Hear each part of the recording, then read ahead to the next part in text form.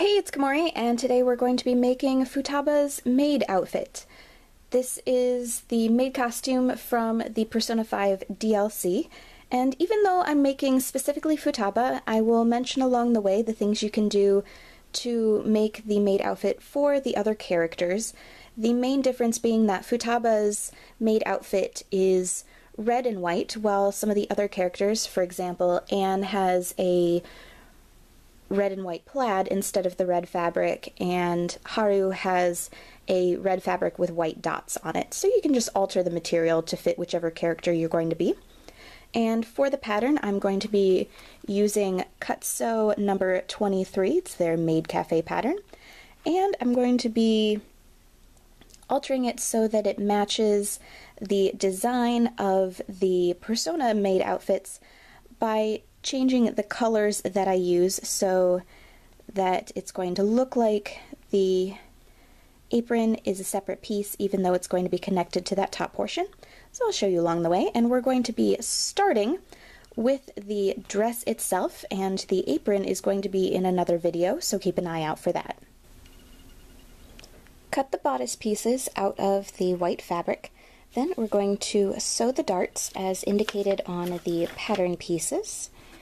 And the cut-sew patterns are primarily geared for using pinking shears for finishing the edges. I'm not a super huge fan of that particular technique, so I did go ahead and zigzag around the edges, and now we're going to repeat that with the back bodice pieces. Putting right sides together, sew the bodice front to the bodice back, along the sides and along the top of the shoulder.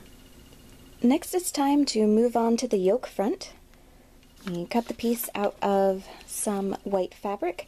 Then we're going to pleat the fabric along the indicated marks on the pattern piece. It took me a little bit to figure out, to be quite honest. Pleated yokes is something that I struggle with, so I just kept fiddling with it until I was decently happy with the results. And then we're going to sew it together along the top and along the bottom just to keep the pleats in place, Then top stitch them so that they don't open up. And this was just me adding to the instructions a little bit, but I then did a zigzag stitch along the edge to keep the edges from fraying. Cut out the yoke back pieces out of the white fabric, and then I zigzagged around the edges. And now we're going to take the yoke front, and putting right sides together, we're going to sew the yoke front to the yoke back pieces along the top of each of the shoulders.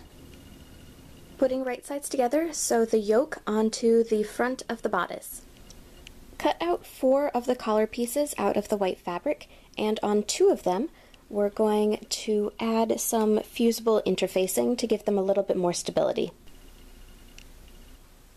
Putting right sides together, sew one of the non-interfaced collar pieces to one of the interfaced collar pieces, and sew them together along the shorter side and along the bottom. Turn the collar piece right side out and top stitch along the bottom edge. Then I zigzagged around the raw edges to keep them from fraying. Sew the collar pieces onto the bodice, and I added an additional line of top stitching to keep the collar in place underneath. Cut 2 of the neck bow pieces out of red fabric, then apply some fusible interfacing onto the backs. Putting right sides together, fold the neck bow pieces in half and sew them together along the side, leaving the bottom open so it can be turned right side out. I may end up using a slightly bigger seam allowance than suggested by the pattern since Futaba's bow is fairly narrow. Turn the neck bow piece right side out and press it flat. The next step is to insert the end of the neck bow piece into the collar and sew it in place. But looking at this design, I don't think I'm going to keep the neck bow. I'm going to skip that part of the step since the bow ended up being very large, and I think this would work well if you're making Anne. However, Futaba's bow is very, very narrow, and I don't think it's going to look right using this particular aspect for her. So I am going to leave the neck bow off, and instead I'm just going to tie a bit of some red ribbon that's much narrower and smaller around the neck when I end up wearing the costume. Cut 2 of the sleeve pieces out of the white fabric. Then I zigzagged around the edges to keep them from fraying and added a line of stitching along the bottom and along the top to serve as a gathering stitch. For the sleeve cuffs, we're going to be using some black fabric. We're going to cut the rectangle pieces, then fold them in half, and I'm going to zigzag around the raw edge to keep it from fraying and to hold the 2 pieces together. Now I'm using red thread for this. Ideally you would want to use thread that matched your fabric. However, this isn't a competition piece and I'm not too concerned about it, and I was running out of thread, so that's why I'm using red. Sew the bottom of the sleeve to the sleeve cuff, then top stitch along the edge. And we're going to fold it in half and sew it together along the side so that you get your base sleeve. Next we're going to sew the sleeve to the bodice, and we're going to take the skirt pieces, and I zigzagged around the edges to keep them from fraying. Then we're going to sew them together along the side seam on either side. Then sew the skirt onto the bodice.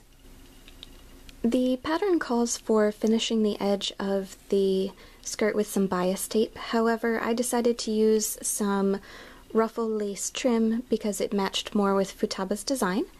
Next, I'm going to insert a zipper into the back of the dress. I then finished the dress by adding 4 black buttons to the front and a red satin ribbon for the bow. And with that, the Made Futaba dress is done. For more cosplay sewing tutorial videos, including making the apron, please subscribe, and thank you very much for watching!